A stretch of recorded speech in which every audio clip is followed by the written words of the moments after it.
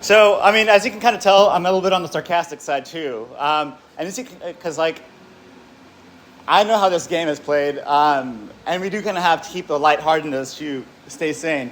So, while the staircase scenario might have been a little bit dramatized, it really does not dissuade from the fact that she was in front of the male figure. They were pushing me into the hallway.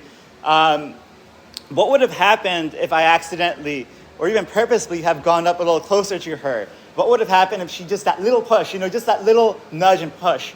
As I've shown, these people are highly emotional. They're very reactant. They don't think before. So, like I said, that was a little bit of dramatization, but it wasn't really. No, she really did actually touch me. She really did actually touch me. What had happened if she had touched me and I said, like, F you, bitch, pushed her back? And obviously, she's got two people versus one. They weigh more. They would have pushed back, and I would have fallen back in the staircase. So while it was dramatization, if I myself had been a little bit more dramatic, let's say, I myself literally could have been pushed down the staircase.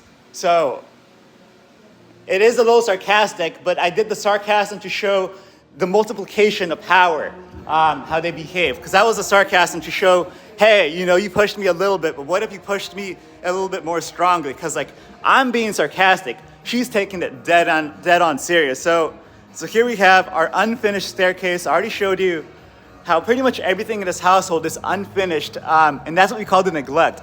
That's what we see in neglectful and abusive family situations. I do not consider them family. But anyways, think about this. The house doesn't say anything. This is how they treat the house, like garbage. Now, when their kids, supposed kids say something, you know what happens. You just saw what you saw. So then the kids stay quiet. So if this is how they treat the house, which doesn't speak up for itself, now imagine how they treat a person who does speak up for themselves. Now imagine these people being the kinds of people who do not take accountability. They double down. So you see the house being treated like shit, but the reality is that the people in this household get treated more like shit than just the house. And I mean, yeah, that's why I like the plan. I don't know. These people, we should not be thinking about them. Unfortunately, in a sense, like, I would like to acknowledge that they exist peacefully, but at the same time, if acknowledging them means no peace, then perhaps not acknowledging them at all is the actual peaceful solution here.